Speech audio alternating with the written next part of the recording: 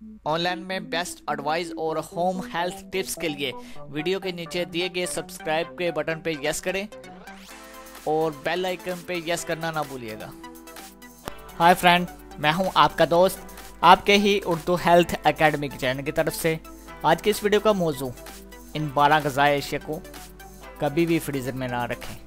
इससे आपको क्या नुकसान हो सकता है, किस बीमारी में आप मुब्तला हो सकते हैं, वो कौन सी चीज़ें हैं जो फ्रीज़र में रखने से ख़राब हो सकती हैं और आपकी सेहत के लिए नुकसानदेह साबित हो सकती है।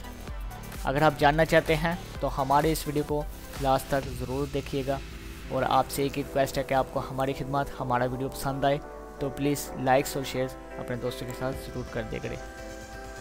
चलते हैं वीडियो के मौजू की तरफ कि वो कौन सी ऐसी 12 ग़िज़ाई अशिया है जो कि कभी भी फ्रीज़र में नहीं रखनी चाहिए। जब बात आती है खुराक को मुनासिब तरीके से ज़ख़ीरा करने की तो कुछ क्या अक्सर ही लोगों के जहन में फ्रीज़र वगैरह का इंतखाब करना पड़ जाता है, मगर क्या ये वाकई ही ठीक है? हकीकत तो ये है कि कुछ चीज़ें फ्रीज़र में रखने से ख़राब नहीं होती, लेकिन कुछ चीज़ें ख़राब भी हो जाती हैं और कमरे के आम दर्जा हरारत में ज़्यादा फ्रेश रहती हैं। तो वो कौन सी चीज़ें हैं और किस तरह इसका बचाव आप कर सकते हैं, जान लेते हैं इस वीडियो में। सबसे पहले चॉकलेट। सर्द यानी कि फ्रीज़र में सर्द दर्जा हरारत होता है जो चॉकलेट की सतह पर सफ़ेद जाग सी बना देती है, जिसके नतीजे में इसकी कुदरती जायका जो होता है वो ख़त्म हो जाता है और सेहत के लिए आपके नुकसानदेह साबित हो सकती है। अनार और पपीता। अनार और पपीता फ्रीज़र में रखने से बहुत जल्द ख़राब हो जाता है और सेहत के लिए बहुत ज़्यादा नुकसानदेह साबित हो सकता है। इसको महफूज करना है तो इसको अगर आपने महफूज करना है तो किसी कागज़ की थैली में पैक करके खुश्क और तरीकी जगह पर इसको रखें। बैंगन। तीसरी चीज़ बैंगन। बैंगन भी फ्रीज़र के अंदर सर्द दर्जा हरारत के हवाले से बहुत ज़्यादा हसास सब्ज़ी है। फ्रीज़र के अंदर नरमी और सतह से दागदार हो सकते हैं बैंगन, तो इसे कमरे के दर्जा हरारत में रखने से ही बेहतर है। खरबूजा। खरबूजे को भी फ्रीज़र में रखने से बेहतर है कि इसको कमरे के दर्जा हरारत में रखें तो ज़्यादा बेहतर है। इसके बाद आलू। आलू चुनाके सर्द दर्जा हरारत आलू में पाए जाने वाले निशिष्ट को शुगर में तब्दील कर देता है।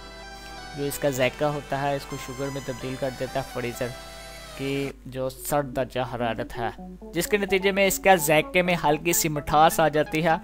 आलू को 15.8 दर्जा हरारत पे रखना ही बेहतर होगा या किसी भी कागज़ की थैली में डालकर कुछ ऐसी जगह पे रखें जहां सूरज की रोशनी आती जाती हो। अलबत्ता इससे ख़राब आलू नहीं होंगे। प्याज। इस सब्ज़ी को ताज़ा रहने के लिए हवा की ज़रूरत होती है प्याज को, लिहाजा कागज़ की किसी थैली में उन्हें रखने से बेहतर है, मगर कभी आलू के करीब ना रखें क्योंकि प्याज में ऐसी गैस और नमी खारिज होती है जो आलू को बहुत जल्द ख़राब कर सकती है। टमाटर। ठंडी हवा टमाटर में केमिकल तब्दीली डालती रहती है, इसका जायका मुतासर बल्कि ख़राब होने लगते हैं। टमाटर को किचन के काउंटर पर रखना ज़्यादा बेहतर होगा, जहाँ इनका जायका ज़्यादा अरसे तक बरकरार रहे फ्रीज़र से हट के।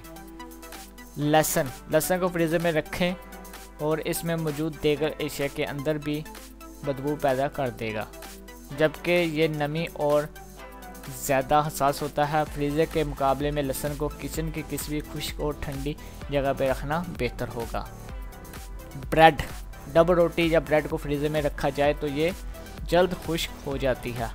अगर तो आप इसे 1 या 2 दिन के अंदर इस्तेमाल करना चाहते हैं तो इसे किचन के काउंटर या फ्रीज़र में रखना तो ज़्यादा बेहतर है। जैतून का तेल। जैतून का तेल को फ्रीज़र के बजाय बाहर ही किसी ठंडी तरीकी जगह पर रखें। फ्रीज़र में ये गाढ़ा हो सकता है और सख्त हो जाएगा और बिल्कुल मुमकिन की तरह इसका इस्तेमाल आपको ठीक तरह नहीं होगा। इसके बाद फ्रीज़र। कॉफ़ी।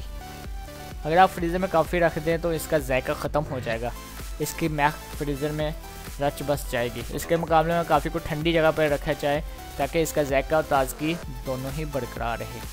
शहद लास्ट और 12वीं ग़िज़ा। शहद को तो फ्रीज़र में कभी रखने की ज़रूरत नहीं, ये खुद ही हर हाल में ठीक रहता है, बल्कि ये कभी ख़राब नहीं होता। बस आपको इसको डांग के मजबूती से बांध कर रखना होगा। फ्रीज़र में रखने से शहद की किल्मी बन जाती है।